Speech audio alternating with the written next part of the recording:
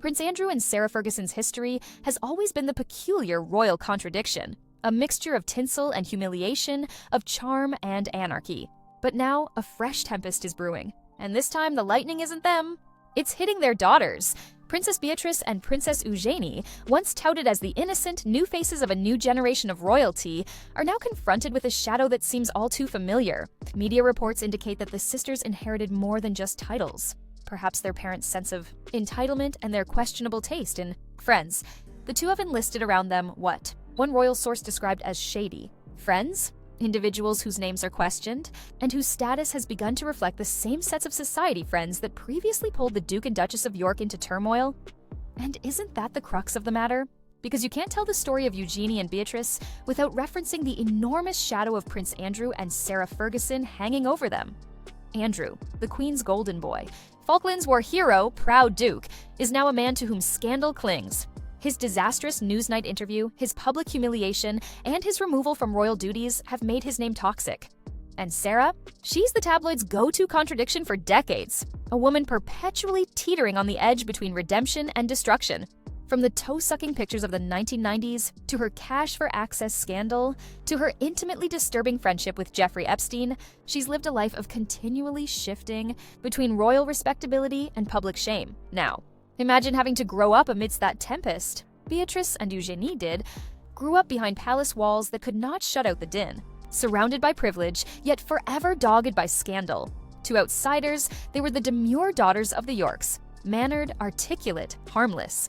But within palace circles, sources hint at a very different tale, that the girls have learned the same conviction in inviolate privilege that has characterized their parents for 3 decades. Several insiders characterize them as out of touch, insular in higher social circles, removed from actual personal experience, and seemingly oblivious to how their decisions appear to the rest of Britain. The Daily Mail indicates that the two sisters have friendships with contentious financiers, socialites, and business people whose names tend to make the palace nervous. The charge: that York sisters exist in a bubble, shielded by money, by connections, and by the lingering delusion that royal privilege still insulates them from accountability.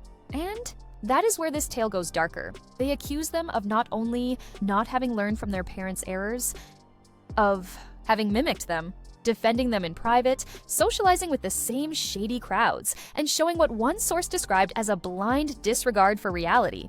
Yes, both of the sisters work. Beatrice does finance and technology endeavors related to the art community. Eugenie does charitable pursuits and family.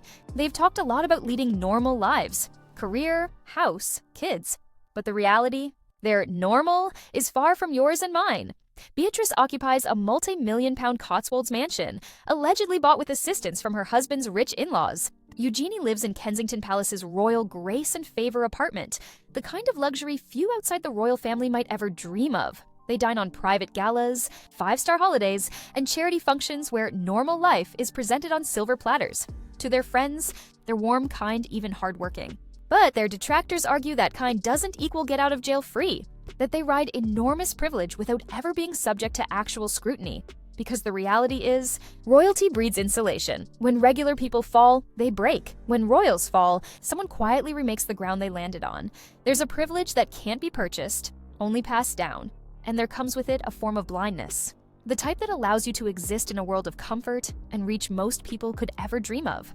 For Princess Eugenie and Princess Beatrice, the problem isn't exactly what they do. It's who they are. The final warm ember of royal privilege, the latest charges are more piercing than rumor. They penetrate into their social sphere, one that, insiders say, is still replete with shady acquaintances and iffy figures. Money men whose fortunes are the subject of whispered rumor. Celebrities whose reputations are in a constant state of scrutiny. The same sort of tawdry, risky group that once encircled their parents. Defenders claim the sisters are simply good-natured, open-minded, and loyal, that they judge others on character, not headlines. But critics spot something more sinister: naivete in repetition. The same bad judgment that derailed their father's reputation now resonating through their own social decisions. A royal source characterized their entourage as a revolving door of the ambitious and the notorious. A chilling reminder of the York family's dazzling but poisonous dinner parties in the 1990s. Then it was champagne, private planes, and deals hushed around candles. Now, the platform is virtual, but the dynamic feels achingly familiar. Certain royal observers think that these friendships aren't merely for luxury or indulgence, they're survival. A desperate bid to stay pertinent in a world that's slowly forgetting about them. Royal blood still matters. After all, even if the monarchy itself is reducing. And on the topic of slimming down, King Charles's new vision for the monarchy is restraint, duty, and public trust. The York family are the antithesis. They represent everything this new era is trying to shed. Wealth without responsibility, privilege without mission.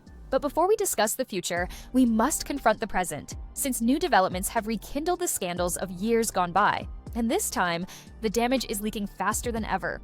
The past few weeks, the focus has returned to Sarah Ferguson and Prince Andrew, and their revived associations with Jeffrey Epstein. Leaked letters, personal messages, and vintage correspondence have reopened bruises. The palace parade would stay buried. Let's begin with Fergie. One of the UK tabloids has released what it says is a 2011 email that Sarah Ferguson sent to Epstein, where she purportedly addresses him as a supreme friend and apologizes for distancing herself from him publicly. The letter is in direct conflict with her long-standing public declaration that she severed all contact. In accordance with her spokesperson, she sent the email under coercion, following a Hannibal Lecter-style phone call, aides reported. Epstein had reportedly threatened to ruin her reputation if she did not go back on her previous denunciation. But to the public, the reasoning didn't matter. Within a week, several charities distanced themselves from her.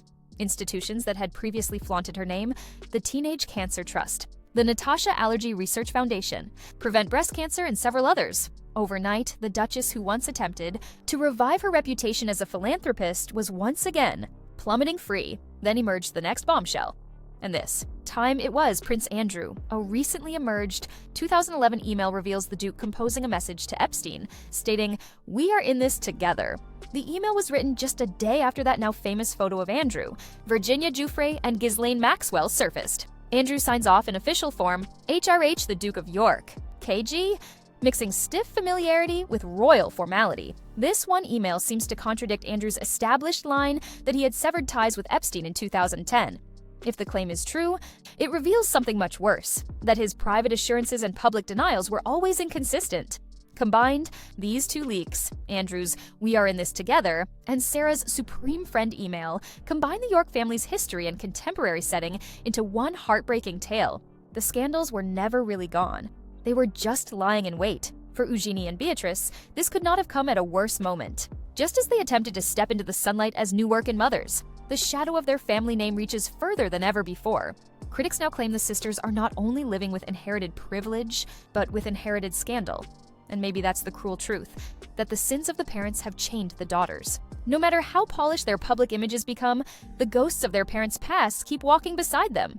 Because in the royal world, image is everything, and when your image is tied to scandal, innocence doesn't save you. The Yorks have long remained outside the center of the monarchy. Too melodramatic, too unreliable, too human. And that's exactly what makes them both compelling and toxic. Their drama reveals the monarchy's greatest contradiction. How do you make an institution predicated upon hierarchy while its own inhabitants can't shake their privilege? Here we are.